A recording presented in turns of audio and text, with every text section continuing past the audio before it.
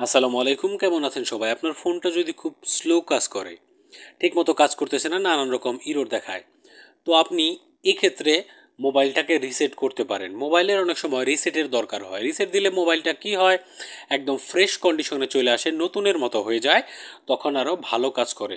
কোনো রকম ইরর দেখায় না, স্লো কাজ করে না, একদম নতুনের মতো কাজ করে। তো সেই জন্য আমাদের মোবাইলটাকে রিসেট করতে হবে। তো রিসেট করার জন্য আমাদের যে কাজটা করতে হবে সেটা হলো, আমাদের প্রত্যেকের অ্যান্ড্রয়েড ফোনেই সেটিংস নামে একটা অপশন থাকে। আমরা এখান থেকে সেটিংসটা সার্চ করে নিলাম। সেটিংস সার্চ করে নেওয়ার পরে আমরা এখান থেকে খুঁজে বাই করব রিসেট। অথবা আপনার যদি খুঁজে বাই করতে সমস্যা হয়, বিভিন্ন ফোনের মডেলে বিভিন্ন রকম জায়গায় রিসেট অপশনটা থাকতে পারে।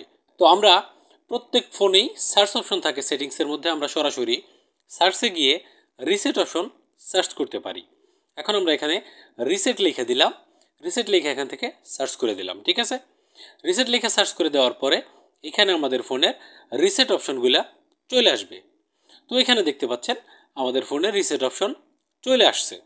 ঠিক আছে, তো এখান থেকে আমরা কোন রিসেটটা করতে চাই, যেমন আমরা সরাসরি যদি আপনার ওয়াইফাই কোনো সমস্যা হয় তাহলে এই রিসেটটা আপনি করতে পারেন। রিসেট ব্লুটুথ অ্যান্ড ওয়াইফাই, এই রিসেটটা করতে পারেন। কোনো প্রকার অ্যাপে সমস্যা হচ্ছে, রিসেট অ্যাপ প্রিফারেন্সেস, এই রিসেটটা করতে পারেন। মোবাইল নেটওয়ার্কের সমস্যা হচ্ছে, তো রিসেট মোবাইল নেটওয়ার্ক, এই অপশনটা আপনি রিসেট করে নিতে পারেন। তো সবশেষে যেটা, সেটা হলো master reset, erase all data, factory reset. তো এটা রিসেট দিলে হবে কি, ফোনটা একদম ফ্রেশ কন্ডিশনে নতুনের মতো হয়ে যাবে। তো এইটা রিসেট দেওয়ার আগে আপনাকে যে জিনিসগুলো খেয়াল রাখতে হবে সেটা হলো যে, আপনার ফোনে যদি কোনো প্রকার জিমেইল লগ ইন করা থাকে, সেই জিমেইলগুলো আপনি লগ আউট করে নেবেন। তা না হলে যদি আপনি জিমেইলের পাসওয়ার্ড ভুলে যান তাহলে কিন্তু এফআরপি লক চলে আসবে, আপনি জিমেইল ছাড়া কিন্তু মোবাইল খুলে নিতে পারবেন না, খুলতে পারবেন না আর কি। তো সেক্ষেত্রে আপনাকে জিমেইলের পাসওয়ার্ড হয় আপনার মনে রাখতে হবে, অথবা জিমেইলটাকে লগ আউট করে নিতে হবে। তারপরে আপনার প্রয়োজনীয় ছবি, ভিডিও, ডকুমেন্টস যাই ফোনের মধ্যে থাক না কেন, সেটা আপনি গুগল ড্রাইভে পারেন, পেন ড্রাইভে পারেন, অথবা কোনো কম্পিউটার অথবা ল্যাপটপ আপনার যদি থাকে তো সেটার মধ্যে ব্যাকআপ নিয়ে নিতে পারেন। আপনার ফোনের এসডি কার্ডের মধ্যে ব্যাকআপ নিয়ে নিতে পারেন।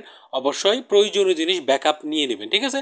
কারণ সব কিছু ডিলিট হয়ে যাবে, ফোনটা নতুনের মতো হয়ে যাবে। তো ইরেজ অল ডাটা, এই অপশনটার মধ্যে আমরা ক্লিক করলাম।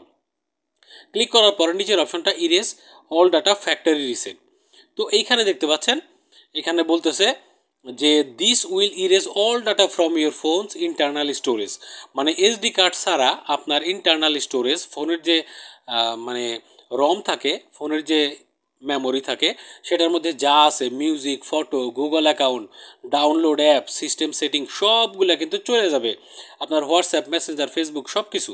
ঠিক আছে, নিচে একটা ইরেজ অল ডাটা এইখানে দেখতে পাচ্ছেন।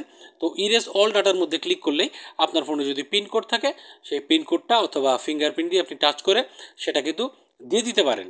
দিয়ে দিলে হবে কি, আপনার 2-3 মিনিট সময় নেবে, ফোনটা রিস্টার্ট হয়ে যাবে একাই।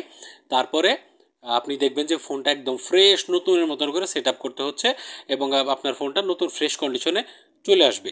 তো আশা করি বুঝতে পারছেন কীভাবে আপনার ফোনটাকে রিসেট দেবেন, এবং রিসেট দেওয়ার আগে কি কি আপনার করণীয়। ভিডিও কেমন লাগলো জানাবেন কমেন্ট সেকশনে।